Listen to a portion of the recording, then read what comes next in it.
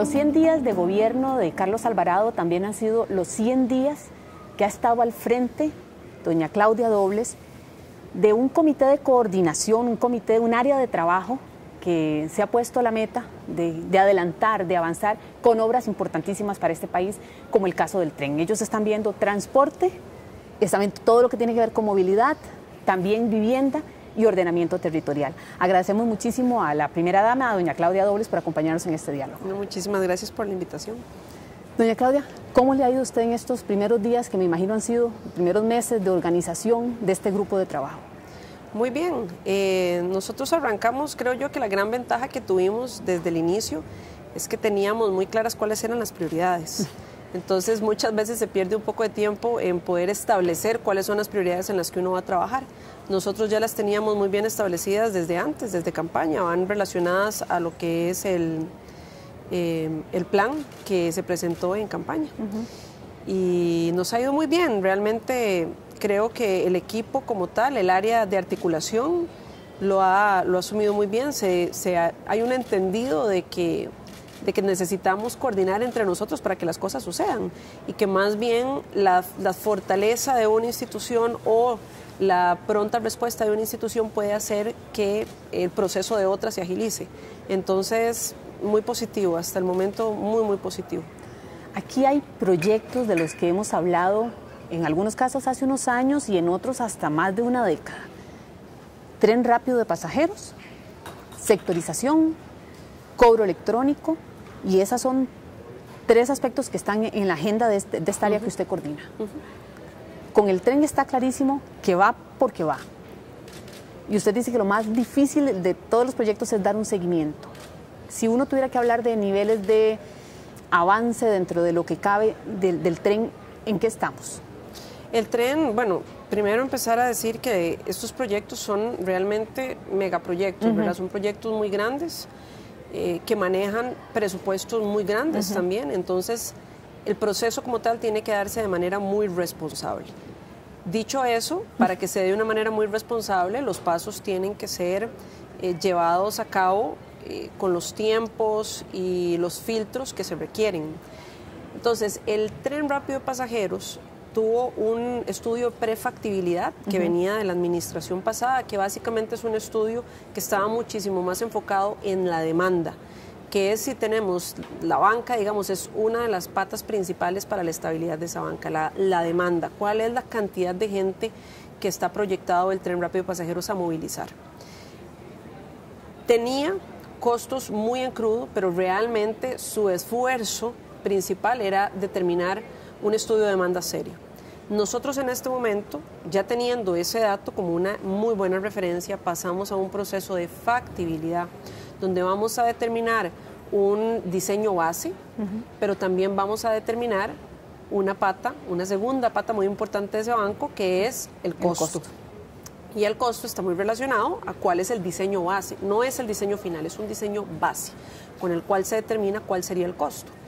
En esa etapa estamos en este momento y nosotros lo que hemos dicho es que el compromiso es que el estudio de factibilidad esté listo para el segundo semestre del próximo año y según el cronograma vamos bien, vamos según nuestras metas. De acuerdo con ese estudio de prefactibilidad, era alrededor de 60,000 personas las que estarían utilizando ese medio de transporte diario, ¿cierto? Me parece que es un poco más. El estudio de prefactibilidad de todas formas contemplaba varios escenarios. Por el último escenario que nos fuimos, que de todas formas va a ser corroborado por el estudio de factibilidad, es un escenario conservador. Dicho esto, ¿qué significa? El tren rápido de pasajeros por sí solo no nos va a resolver el caos vial que tiene Costa Rica. O sea, eso es importante decirlo y decirlo con total transparencia. Si el tren rápido de pasajeros se hace, es una columna vertebral, es un proyecto catalizador para que el sistema de transporte público, al que también estamos entrándole desde otros frentes, se una, se articule y se fortalezca. Entonces, el tren rápido de pasajeros, junto con la sectorización, junto con ciclovías, junto con estaciones intermodales, sí hace un cambio significativo. O sea, eso es importante. Entonces, los escenarios se tienen que proyectar pensando en el tipo de demanda según el sistema. Nosotros nos fuimos con un escenario en donde quitamos de lado la buena práctica, dijimos, ok, ¿qué pasa si el TRP funciona solo? O sea, si funciona no articulado con otros medios de transporte. O sea, sin sectorización, por ejemplo. Sin sectorización, sin que lleguen las ciclovías, y escogimos ese escenario que es el más conservador, por un tema de blindar el proceso y de seguridad. Ese no es el escenario que nosotros queremos. El escenario que nosotros realmente queremos es un escenario en donde el TRP se alimenta de la sectorización, se alimenta de las ciclovías, y evidentemente eso aumenta la demanda. Pero para blindar el proceso y para garantizar que la demanda mínima fuera suficiente para seguir adelante, determinamos revisar el TRP por sí solo y ver si esa demanda cumplía con los mínimos, y si lo hace. El costo, se hablaba de entre 1.200 y 1.600 millones de dólares, ¿es así? Los costos en crudo que tiraba el estudio de prefactibilidad, pero con toda honestidad, esos costos realmente son los que estamos revisando ahora con el diseño base, entonces yo preferiría ya ni siquiera tomarlos como referencia. En todo caso, todavía no estamos buscando plata.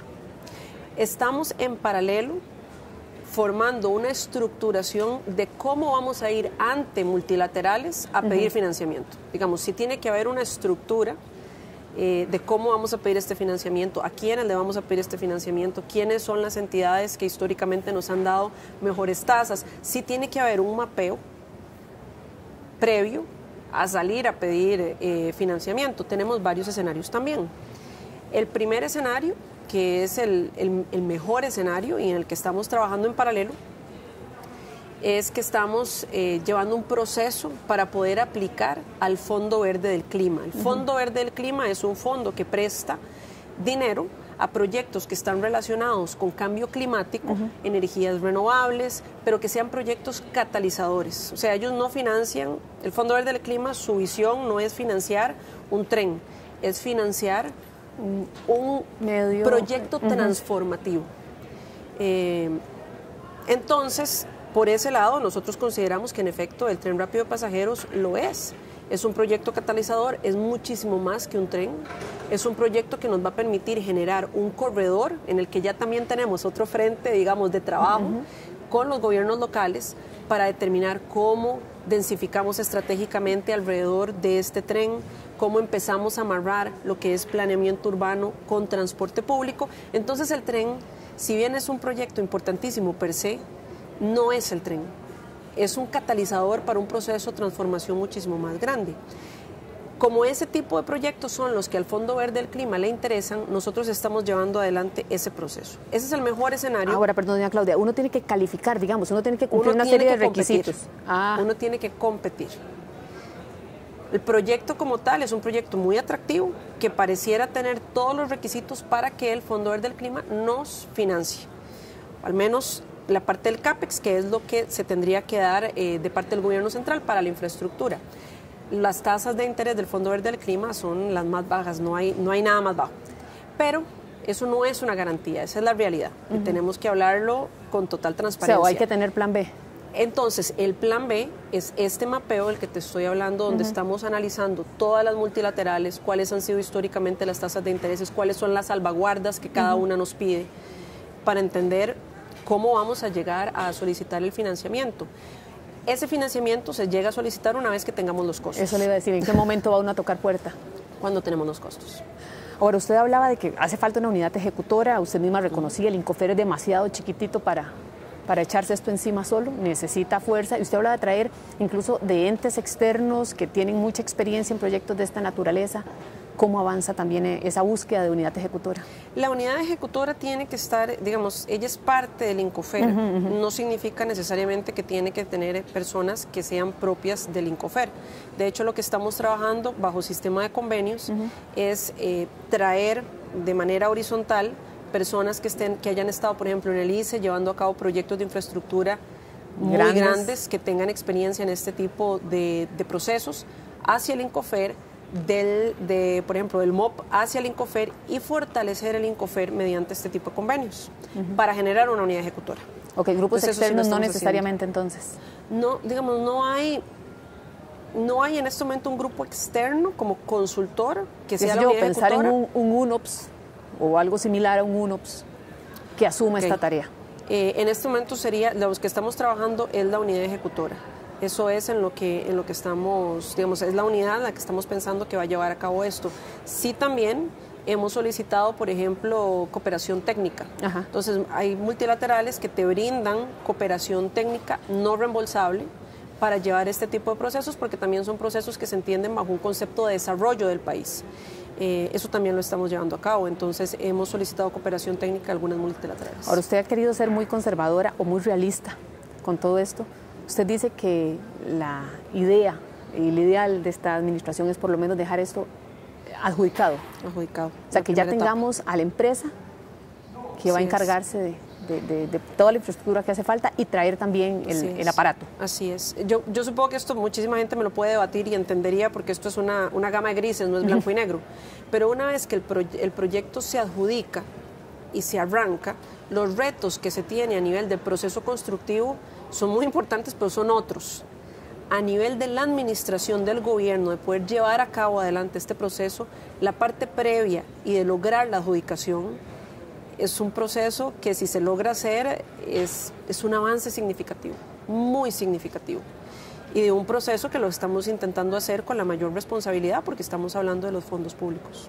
Ahora, doña Claudia, para que la gente se imagine, ¿qué es lo que queremos? ¿Qué es lo que ustedes querrían?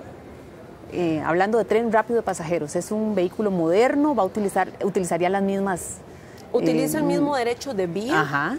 Más no es el tren que conocemos ahora de Incofer, es un tren completamente moderno, es un equipo nuevo. Primero, es un equipo eléctrico, ya que utiliza energías limpias, que ya va a tener un sistema operativo completamente diferente, que va a tener también horarios completamente distintos. O sea, es la modernización de Incofer. E incluso la circulación del tren podría cambiar, por eso ustedes hablan de, entre los escenarios que van a evaluar, que si va a tener pasos a desnivel. Correcto. O si eventualmente va a tener túneles. Correcto. Por el momento, a menos de que la consultoría que está revisando el diseño base, por el momento no estamos considerando túneles. Pero sí, técnicamente se tiene que sostener en dónde iríamos por tierra y en dónde iríamos por lo que se llama viaducto, que es básicamente una estructura que va encima. Paso a desnivel, digamos. Paso a desnivel. Es importante, digamos, como explicarle a la gente que cada una de estas modalidades tiene una diferencia de costos, ¿verdad? O sea, y de nuevo, aquí también no estoy hablando en números específicos, es muy en macro, es para darle a la gente una idea. Si el paso a nivel cuesta X, el viaducto cuesta el doble y el túnel puede costar el triple. Entonces, la decisión de dónde es viaducto y dónde va sobre tierra es muy importante y tiene que estar basado en la técnica, porque eso obviamente tiene un costo. Y cubriría la misma ruta, digamos, del tren actual que va de Alajuela a Cartago. Correcto. Bueno, Alajuela a Paraíso, posiblemente. Correcto. Es el mismo derecho de vía. El otro tema que va amarradito, sectorización. Este sí lo venimos oyendo, creo que son 18 años ya.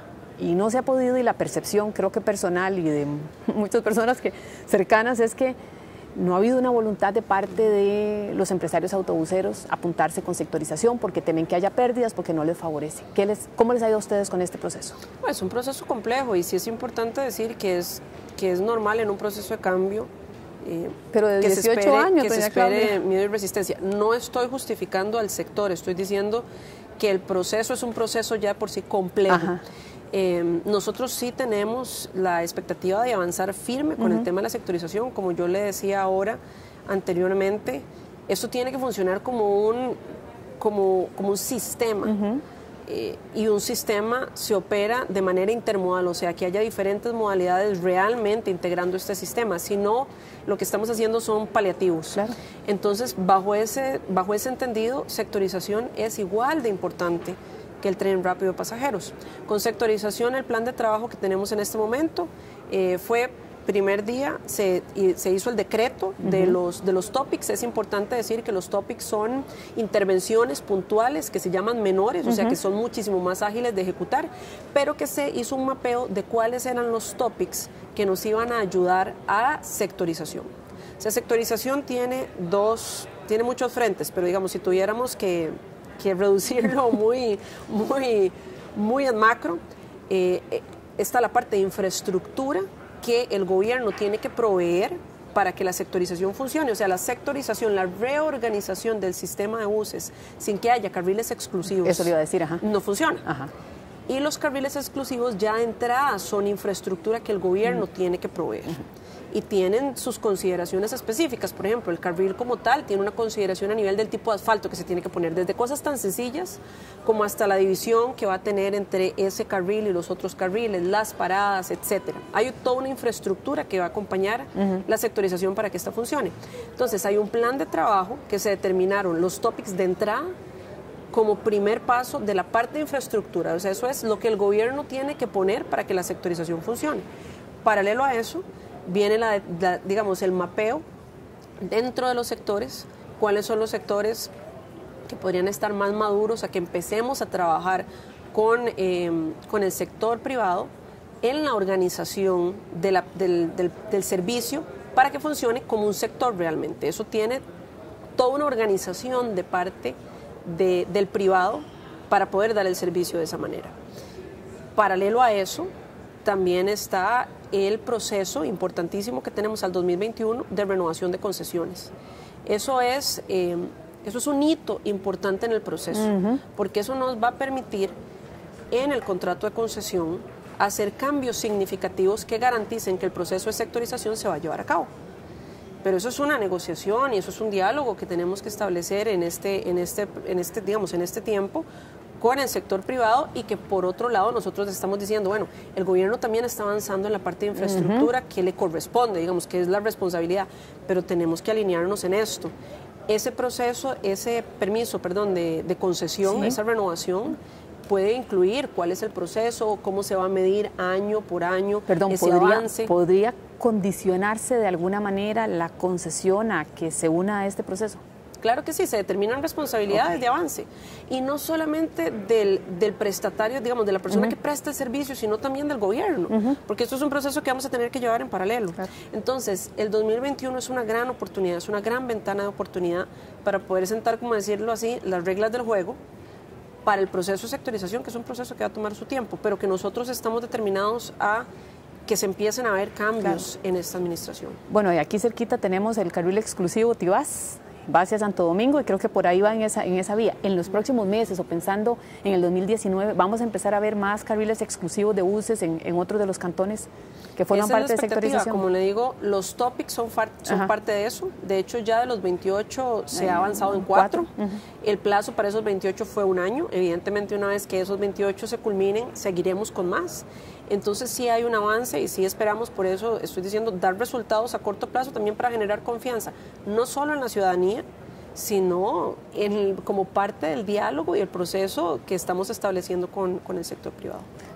Parte 3, que no es en ningún orden, pero es parte del plan, cobro electrónico, que es otro de los que hemos oído, hablado, por allá lo ponen un par de empresas, pero como no hay un plan general, no prospera. ¿Cómo va ese proceso? Vamos bien, de hecho la comisión de cobro electrónico está conformada de manera interinstitucional. De hecho ya establecimos una ruta de acción, establecimos una primera etapa. La primera etapa la vamos a arrancar con Incofer, evidentemente porque es muchísimo más fácil para el gobierno gestionar. Y no hay que batallar con tanta gente, solo con Incofer. Bueno, es importante porque también nos va a permitir dar una referencia al sector privado de cómo esto puede empezar a funcionar, de que sí funciona y de cómo también a ellos los beneficia. A mí me gustaría igual decir que yo soy optimista en esto. El sector privado está anuente. Ellos entienden de cuáles son los beneficios de tener un mayor control para el privado de obviamente la cantidad de pasajeros y la demanda. Para el gobierno, pago electrónico va muchísimo más allá que eso. Pago electrónico es la oportunidad de tener datos para poder, con base a datos, empezar a generar política pública. Claro. Con base a datos, cosa que parece muy evidente, pero que lamentablemente no se hace así porque no tenemos los datos. Tenemos un faltante de datos muy importante. Sí, tenemos una idea de que unas 2 millones de personas usan el transporte público, pero claro, y la información no llega necesariamente estandarizada. Entonces, pago electrónico nos va a permitir tener una cantidad de información valiosísima para poder tomar decisiones, y tomar decisiones no basado en buenas intenciones, en el mejor escenario, o hasta en temas que podrían salirse de la técnica y ser más políticos. No, basado en datos, como tiene que ser. Entonces, si le entiendo, van a intentar poner el cobro en el tren. No lo vamos a intentar, yo estoy optimista que lo vamos a hacer. Vamos a tener una primera etapa con Incofer. ¿Este año? No va a ser este año. No, eso es importante decirlo. Nosotros estamos, nuestra meta es que para el 2020 podamos tener una primera etapa. Ya establecimos cuál es la ruta, establecimos cuáles van a ser los medios de ese pago electrónico, que era importante dejarlos establecidos. Y perdón, ¿qué sería? ¿Cuál es la idea? Por lo menos por ahora, teléfono inteligente o tarjetas. Correcto. El mundo se está moviendo. Originalmente lo que teníamos era una tarjeta cerrada de pago. El mundo se está moviendo a una herramienta que es muchísimo más familiar para todas las personas, que no se requiere de tener un elemento extra, que es los teléfonos inteligentes. Dicho esto, Costa Rica tiene una penetración de teléfonos inteligentes altísima, es una de las más altas en toda la región. Entonces ya es una herramienta que el tico tiene, que está acostumbrado a usar, que cada vez el usuario está muchísimo más familiarizado. Entonces lo queremos manejar con una aplicación, probablemente con un boleto QR, es lo que vamos a manejar de entrada. Una aplicación que puede estar ligada a una tarjeta bancaria, puede estar ligada a una cuenta o puede estar ligada a otros medios. Ahora, mientras todo esto ocurre y pensando otra vez en el tren, siempre sigue en pie el plan de comprar los 8 trenes para que sostengan el servicio actual. Correcto, eso sí. Correcto. Son frentes que se van todos llevando en paralelo. Entonces, pago electrónico, tenemos ya una ruta de acción establecida, tenemos metas con plazos ya establecidos, estamos trabajando intensamente para lograrlo y yo estoy muy optimista de que así lo vamos a lograr. Con respecto a Incofer y su modernización, obviamente el esfuerzo mayor está en el tren rápido de pasajeros, porque es al final el tipo de servicio que la ciudadanía aspira, se merece. Pero evidentemente tenemos una realidad a más corto plazo que tenemos que atender y entonces seguimos adelante con la compra de equipos nuevos. Claro, es que a uno le parecía, si se quiere, como absurdo, porque vamos a invertir tanta plata en traer trenes y queremos el tren rápido, pero es que no hay que sostener el que no está. Solamente hay que sostenerlo, el tren rápido, digamos, hablando de las 4 provincias que impacta, no va a poder ejecutarse de una provincia a otra en una primera etapa. Eso es importante también decirlo a toda la gente, se tiene que hacer por etapas. Entonces, de todas formas, poder modernizar, meter equipo nuevo al Incofer era vital, porque vamos a arrancar por una línea, pero las que no sean esa primera línea, necesitamos mejorar el servicio, necesitamos garantizarle a la ciudadanía, mientras su línea viene, usted va a tener mejores equipos, va a tener un mejor servicio, vamos a tener un mejor control, vamos a tener una mejor seguridad, y estamos trabajando en eso. Siendo absolutamente realistas, como usted ha tratado de serlo, nosotros vamos a tener un tren rápido de pasajeros con todas las de ley de aquí que a 10 años. ¿El completo? Sí. No me atrevería a decir exactamente en cuánto tiempo, me parece que sería muy osado de mi parte, pero sí vamos a tener una primera línea, no en 10 años, yo esperaría que vamos a tener una primera línea que lamentablemente nosotros no la vamos a poder inaugurar, vamos a poder ver su arranque, pero mi expectativa sería que la próxima administración la pueda inaugurar. Por la experiencia que usted ha tenido en estos meses de trabajo, hay manifestaciones suyas dadas en junio, creo, donde usted decía a veces lo que más cuesta no es el tema de vigilancia, sino de seguimiento. Y entiendo que el área que usted coordina es articuladora, o sea, poner a la gente de acuerdo. Sí. ¿Es esto lo que cuesta más en la administración? Yo no diría que lo que cuesta más, y es importante decirlo, nosotros bajo ninguna circunstancia somos un ente que vigila, porque eso parece como una supervisión que no es realmente nuestra naturaleza. La visión de la administración, y esto es importante porque esa es una visión que viene desde el señor presidente, es una visión de colaboración, de un esquema de trabajo que responde muchísimo más al esquema de trabajo de cualquier institución del siglo XXI. Donde ya no es tan vertical, es un poco más horizontal, es más colaborativa, se entiende que las personas fortalecen los procesos y que se necesitan mutuamente para poder sacar adelante una meta. Entonces, el despacho, su función es justamente la desarticulación y la coordinación. No es de vigilancia, es de coordinación. Es evidente que en un proceso de coordinación uno ve cuáles son los retos y también se pueden ver cuáles son, digamos, las instituciones que de alguna u otra manera pueden estar quedando rezagadas con sus metas. Pero la idea es más bien entender por qué y empezar a atacar esos cuellos de botella. El objetivo es que las cosas pasen. Hay otro de los áreas que ustedes están coordinando, integrando, vivienda. En la administración pasada, don Rosendo Pujol, por lo menos era la idea de que él no quería grandes proyectos para quitar tugurios o asentamientos o precarios. Él intentaba hacerlo como en pequeña escala para no crear grandes movimientos de gente que además incomodaba a los barrios y generaba una gran animadversión. ¿Cuál es la idea ahora en esta lucha? Entiendo que en el ordenamiento territorial y control de asentamientos. Sí, bueno, nosotros creo que tenemos un acercamiento muy pragmático, creo que esa es la manera en la que yo lo describiría. Hemos determinado cuáles son los asentamientos informales, los que tenemos que darle prioridad. De hecho, a mí con toda honestidad me alegra mucho decir que bueno, el día de hoy se notificó oficialmente el avance con Circunvalación Norte, la unidad funcional 4, que era básicamente la de Triángulo de la Solidaridad.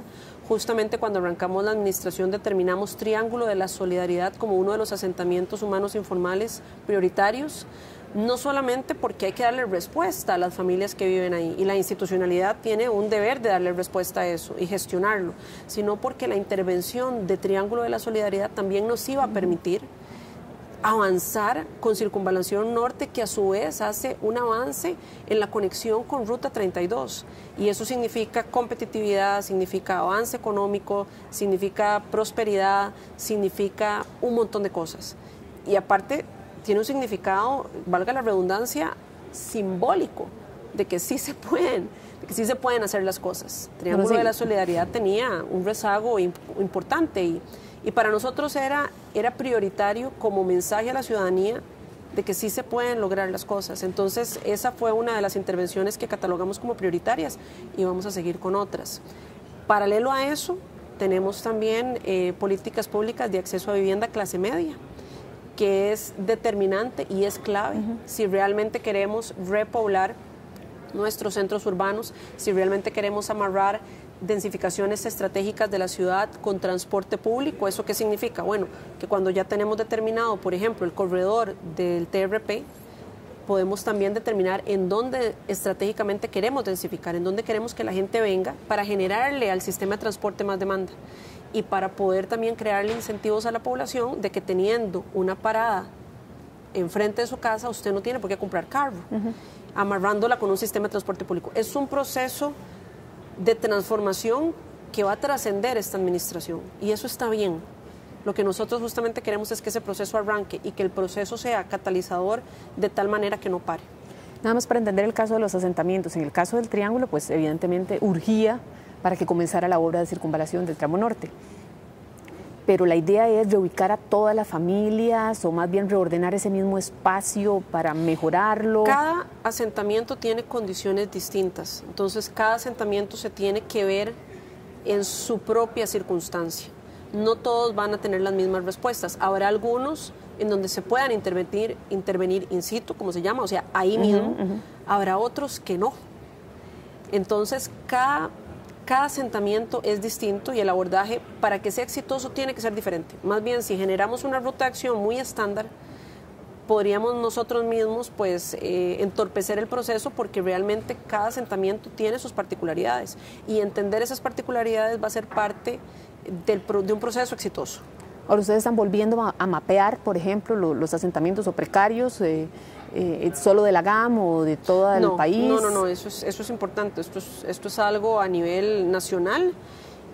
Hay algunos que por razones específicas son prioritarios, como por ejemplo lo era el Triángulo de la Solidaridad. Tenemos otros que también son prioritarios, pero más bien por una condición social preocupante, digamos que tenemos otro tipo de complejidades, entonces que tenemos que atenderlos de manera prioritaria. No todos están en la GAM, de hecho hay varios que hemos mapeado que están fuera de la GAM, pero que cumplen una serie de requisitos que nosotros decimos, bueno, esto es prioritario. Uno, evidentemente la dignidad humana de las familias que están ahí y la responsabilidad que tiene el gobierno de dar respuesta a eso. Dos, si hay alguna condición social que lo haga prioritario. Tres, si hay alguna condición de seguridad que lo haga prioritario. Cuatro, si hay alguna condición fuera de estas que lo haga prioritario, y en este caso, por ejemplo, que hay una carretera de interés nacional que pase por ahí.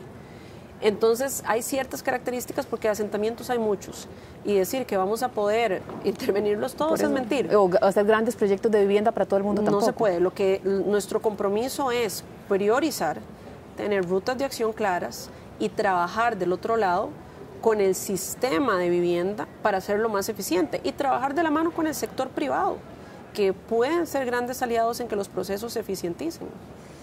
Y una última pregunta casi personal, doña Claudia. El hecho, digamos, usted es primera dama, usted no recibe siquiera salario por todo el trabajo que usted está haciendo.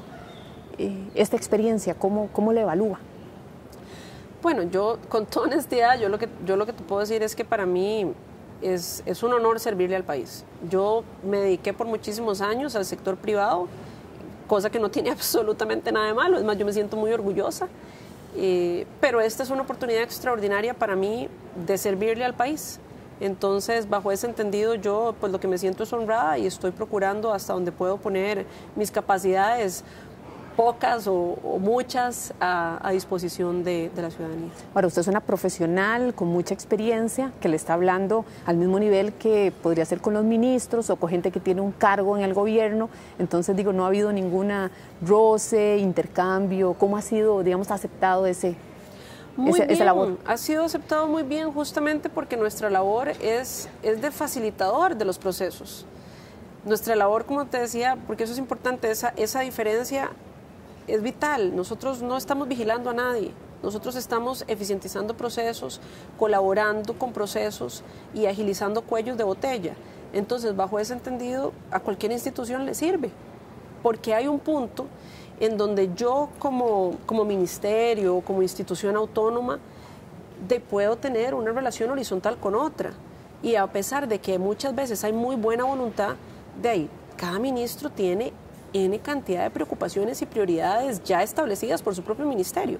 Entonces, si tampoco se determinan ciertas prioridades y una coordinación sombrilla que las lleve a cabo, muchas veces no es mala intención, es que de cada ministerio está enfocado en sus cosas y al final los procesos que requieren de que todos se pongan de acuerdo no pasan. Entonces, nosotros justamente lo que estamos es colaborando a que eso pase. Y eso va en beneficio de todos los involucrados, así que más bien creo que ha sido muy bien recibido y hemos trabajado muy bien. Están tratando de poner de acuerdo a la gente para sacar grandes cosas como las que todos necesitamos. Ponernos todos a conversar sobre un proyecto en específico, con metas específicas, con plazos específicos, hace toda la diferencia. Doña Claudia, mucha suerte, porque la suerte en el trabajo que usted realiza yo creo que nos podría ir bien a todos los demás ciudadanos. Ojalá, muchísimas gracias. Muchísimas gracias por atender esta llamada a Diálogos. Con muchísimo gusto.